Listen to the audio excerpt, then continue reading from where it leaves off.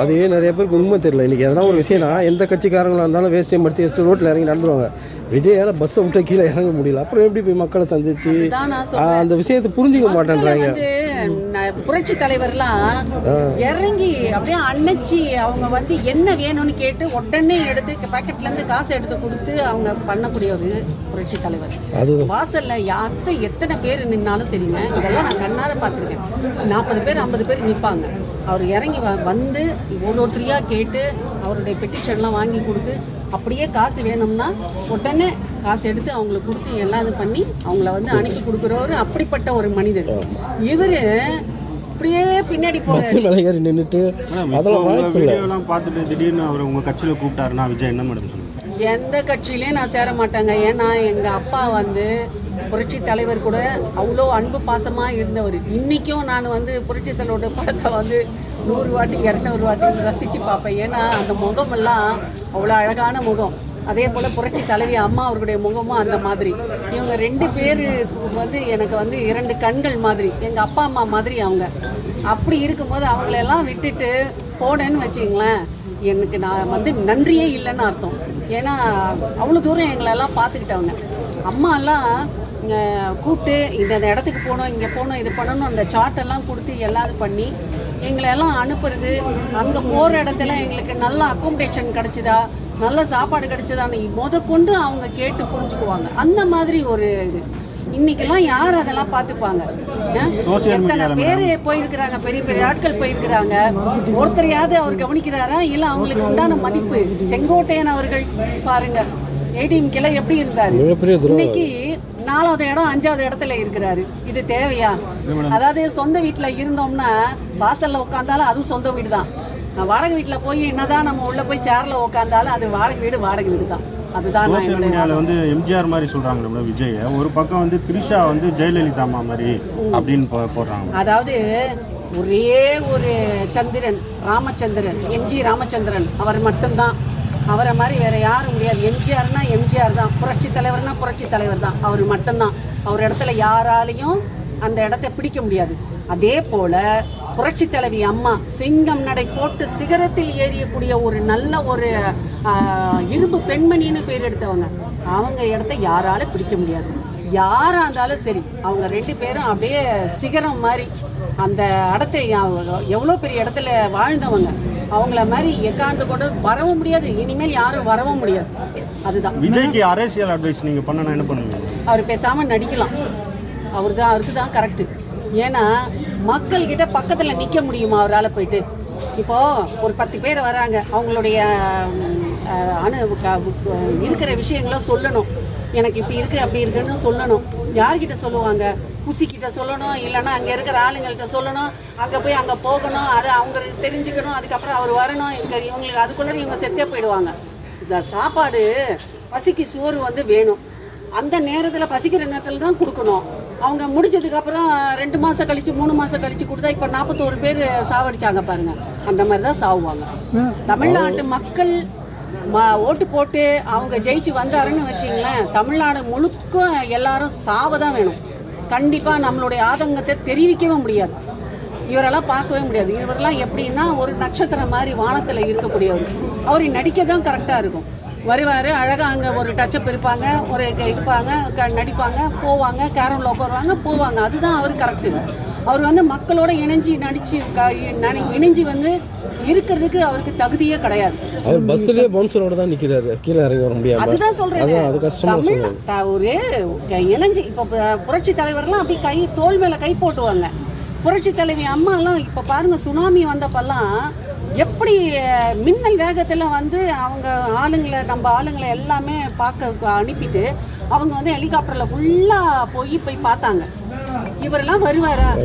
41 பேர் செத்ததுக்கு அங்கே போய் அனுதாபத்தை தெரிவிக்கணும். அங்கே போய் பார்த்து அவங்கள வந்து ஆறுதல் சொல்கிறதுக்கு நம்ம தான் போகணும். யாருமே ஆறுதல் வாங்குறதுக்காக இவங்க வீட்டுக்கு பனையூருக்கு வந்த சரித்திரம் இதெல்லாம் உண்மையான இதெல்லாம் வந்துட்டு பெரிய சரித்திரம். இது இந்த தமிழ்நாடு இல்லை, உலகத்திலேயே நடக்காத ஒன்று நடந்துட்டு இருக்குது. இதே மாதிரி தமிழ்நாட்டு மக்களுக்கு ஏதோ ஒரு சுனாமியோ ஏதோ வந்துச்சுன்னா அவங்கெல்லாம் பணமெல்லாம் எடுத்துகிட்டு போய் அவங்க பனையூரில் போய் காமிச்சு அவங்க வந்து ஆறுதல் வாங்கிக்கணும். இதெல்லாம் வேலைக்கு ஆகும். மொத்தமாகவே நீங்கள் வந்து புரட்சித் தலைவியுமே நீங்கள் மறந்துட்டீங்க. அவர் வைக்கிற குற்றச்சாட்டு வந்து அதுதான், டோட்டலாக மறந்துட்டீங்க, ஊழல் ஆட்சி பெருகிடுச்சு அப்படின்றது தான். இவர் மட்டும் என்னவா, இவர் படம் வந்து ரிலீஸ் ஆகுது, டிக்கெட் எவ்வளவு ஆகுது, எவ்வளோ வருது, ப்ரொடியூசர் பண்ணுறாருன்ற மாதிரி சொல்கிறாரு. அதாவது தலைவரும் ஆக்ட் பண்ணாருங்க, அவரும் உச்சத்தில் இருந்தார். அவர் என்னைக்குமே வந்து உச்சத்தில் இருக்கேன்னு சொல்லவே இல்லை புரட்சி தலைவர். இவர் வட்டி வார்த்தைக்கு வார்த்தை நான் உச்சத்தில் இருக்கேன் 41 பேர் செத்த உடனே உச்சா போகிற மாதிரி ஓடி போயிட்டாரு. உண்மையாதான். அந்த நேரத்தில் செத்து மடிகிறவன் குழந்தைங்கள்லாம் வந்துட்டு அம்மிங்கி மலமெல்லாம் வெளியில் வந்து கண்ணெல்லாம் பிதுங்கி போய் இப்படிப்பட்ட ஒரு குழந்தைங்க செத்து இருக்கிறாங்க. அந்த நேரத்தில் அடிச்சு பிடிச்சி வீட்டுக்கு ஓடுவாங்க. அந்த இடத்துல நிற்கணும். எத்தனை பேர் வந்தாலும் சரி, அப்பா நீங்கள் நில்லுங்க, அங்கே போங்க, போலீஸ் ஆளை கூட்டுங்க, நீங்கள் அங்கே நில்லுங்க, நான் மக்களை பார்த்துட்டு தான் நான் வருவேன். ஏன் மிட் நைட்டில் போட்டுங்க, மிட் நைட்டில் திடீர்னு போய் ஹாஸ்பிட்டலில் போய் பார்த்தா என்ன, யார் வந்து இது பண்ண போறா? ஃப்ளைட்டை பிடிச்சி வந்துட்டார் சென்னை. ஃப்ளைட்டை பிடிச்சி வந்துட்டு கீழே இறங்கும் போது பாருங்க என்ன ஆனந்தமாக சிரிச்சுக்கிட்டே வராரு, தண்ணி அடிச்சுக்கிட்டு. இதெல்லாம் ஒரு தலைவர்னா என்ன தெரியுங்களா? முன்னுதாரணமாக நம்ம வந்து ஒரு பிரச்சனைன்னா அந்த இடத்துல நிற்கணும். அவங்க தான் தலைவர். மக்களோட மக்களாக இணையணும். அவங்க தான் தலைவர். மக்களுக்காக தன் உயிரை கூட கொடுக்கணும். அப்படிப்பட்ட தலைவர் தான் உண்மையான தலைவர். புரட்சி தலைவர் பாருங்க, தான் உயிரோடு இருக்கும்போது தன்னோட சொத்தை எழுதி வச்சார். இவர் எழுதி வைக்க சொல்லுங்களேன். புரட்சி தலைவர் மாதிரி சொல்கிறாங்கல்ல, இவருக்கு மட்டும் எவ்வளோ வேணுமோ அதை வச்சுட்டு மீதி எல்லாம் எழுதி வைக்க சொல்லுங்கள், நான் ஒத்துக்கிறேன். 2 கூட ஆக்ட் பண்ணவங்க ஸ்டண்ட் ஆர்டிஸ்ட்லேருந்து, அதுக்கப்புறம் டான்ஸர்ஸ்லேருந்து, அதுக்கப்புறம் டேரக்டர்ஸ்லேருந்து, அசிஸ்டன்ட் டேரக்டர்ஸ்லேருந்து எவ்வளோ பேர் அவருக்காக உழைச்சிருக்காங்க. அவங்களுக்கு ஒரு வீடு கொடுக்க சொல்லுங்கள். இவர் வந்தால் எல்லாருக்கும் வீடு கொடுக்குறேன்னார்ல, ஃபஸ்ட்டு கூட உழைச்சவங்களுக்கு வீடு கொடுக்க சொல்லுங்கள். அவங்க வீட்டில் வேலை செய்கிறவங்களுக்கு வீடு கொடுக்க சொல்லுங்கள். அதுக்கப்புறமா எல்லாருக்கும் கார் கொடுக்க சொல்லுங்கள். அதுக்கப்புறமா தமிழ்நாட்டு மக்கள்கிட்ட வந்து பார்க்கலாம்.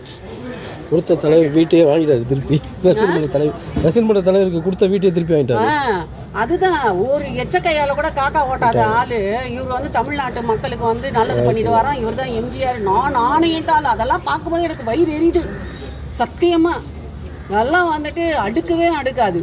அந்த மனிதர் வந்து அவருக்கு உண்டான அந்த பாடல்கள் ஒவ்வொரு வரியும் அவர் வாழ்ந்து காட்டினார். நான் ஆணையிட்டால் அது நடந்து விட்டால் ஏழைகள் வேதனைப்பட மாட்டார். அப்படிதான் இருந்தாங்க தமிழ்நாட்டு மக்கள், அப்படிதான் இருந்தாங்க. ஆனால் இன்னைக்கு இவங்கெல்லாம் இருக்காங்க. ஏன் ஸ்டாலின் இருக்கிறாரு, ஐயா ஸ்டாலின் ஆட்சியில் பாருங்க, புரட்சி தலைவர் வந்து சத்துணவு திட்டம் கொண்டு வந்தார், மாணவ மாணவிகள் நல்லா இருக்கணும்னு. புரட்சி தலைவி அம்மா ஏழை மக்களுக்கு வந்து என்ன பண்ணாங்க, சைக்கிள் கொடுத்தாங்க. 1ஆம் வகுப்பு 10ஆம் வகுப்பு வரை படிக்க ஏழை மாணவ மாணவிகளுக்கு இலவச காலணிகள், சீருடைகள், புக்கு, நோட்டு, பென்னு, பென்சில், பேனா இதெல்லாம் எடுத்து செல்றதுக்கு ஒரு பேகும் தந்து, லேப்டாப் தந்து, சைக்கிளும் தந்த ஒரு சாதனை படைச்ச அம்மா அப்படி கொடுத்தாங்க. ஏன் ஸ்டாலினுடைய ஆட்சியில் இந்த பிள்ளைங்களை வளர்த்து வாலியமாக்குற அந்த பிள்ளைங்களை இன்னைக்கு வந்து எல்லாம் கஞ்சா அடிச்சுக்கிட்டு யார் அம்மா, யார் பக்கத்தில் இருக்கிறாங்க, யார் குழந்தைங்கன்னே தெரிய மாட்டேங்குது. இப்போ வருங்கால சமுதாயமே அழிஞ்சு போச்சு. எல்லாம் கொலை. என்ன மாதிரி இது எப்படி தெரியுங்களா? செயினை பறிக்கிறதுக்காக, எதுக்குன்னா கஞ்சா அடிக்கிறதுக்கு. போகிற வர பொம்பளைங்களுடைய செயினை இருக்கிறாங்க, குழந்தைங்கள ரேப்பிங் பண்ணுறாங்க. இதெல்லாம் நம்ம பார்த்துருக்கோமா? அதெல்லாம் அடுக்குமா? புரட்சி தலைவர் அம்மாவுடைய ஆட்சியில் இதெல்லாம் நடந்துச்சா? ஒரு வட்டிக்கு கொடுத்தவங்க கூட பக்கத்தில் வந்து நிற்கக்கூடாது, அப்படி இருந்தாங்க. நம்ம பாதுகாப்பாக இருந்தோம். பெண்களுக்காக அவ்வளோ திட்டங்கள். தாலிக்கு தங்கம் கொடுத்தாங்க, 8 கிராம் தங்கம். இன்னைக்கு என்ன வேலை? காசு. அதுக்கப்புறம் கல்யாணம், சீமந்தம் எவ்வளவோ பண்ணாங்க. அதெல்லாம் முடியுமாங்க? தீர்வு என்ன சொல்ல வரீங்க? என்னைக்கு இருந்தாலும் விஜய், நான் சொல்கிறேன், அப்படியே அவர் ஜெயிச்சு வந்தாலும் வரலனாலும் அதனால இந்த அரசியலுக்கு அவருக்கு ஷூட்டே ஆகாது. அவருக்கு சினிமா தான் கரெக்டு என்னை பொறுத்த வரைக்கும். அவர் வந்து அரசியலுக்கு வந்தாருன்னா ஒன்று அவர் வந்து அவருடைய அந்த ஒரு தற்பெருமை, ஆணவம், அகங்காரம் இதெல்லாம் விட்டுட்டு நான் வந்து கேரவனில் தான் வருவேன், நான் வந்துட்டு ஃப்ளைட்டில் தான் வருவேன், தனி ஃப்ளைட்டில் தான் வருவேன். புரட்சி தலைவர் கூட அப்படி வரலங்க. அம்மா அப்படி கூட வந்துட்டு இந்த மாதிரிலாம் ஆர்ப்பாட்டம் பண்ணவே இல்லை. நான் உச்சத்தில் இருக்கிறேன், நான் உச்சத்தில் இருக்கிறேன்னு 41 பேரை செத்த ஓடனா உச்சா போகிற மாதிரி ஓடி போனவர். இந்த மனுஷெல்லாம் வந்துட்டு வருவாரா, பார்ப்பாரா? அதெல்லாம் சும்மா வேஸ்ட்டுங்க. சும்மா அதான் உண்மை. வந்து விஜய்லாம் வந்துட்டு தமிழ்நாட்டுக்கெல்லாம் வந்துட்டு ஒரு என்ன சொல்கிறது, அவர் ஒரு யமன் மாதிரி. அவர் தமிழ்நாட்டுக்குள்ளார வந்து கால் எடுத்து வச்சு ஆட்சிக்கு வந்தாருன்னா அவ்வளோதான் முடிஞ்சு போச்சு. கண்டிப்பாக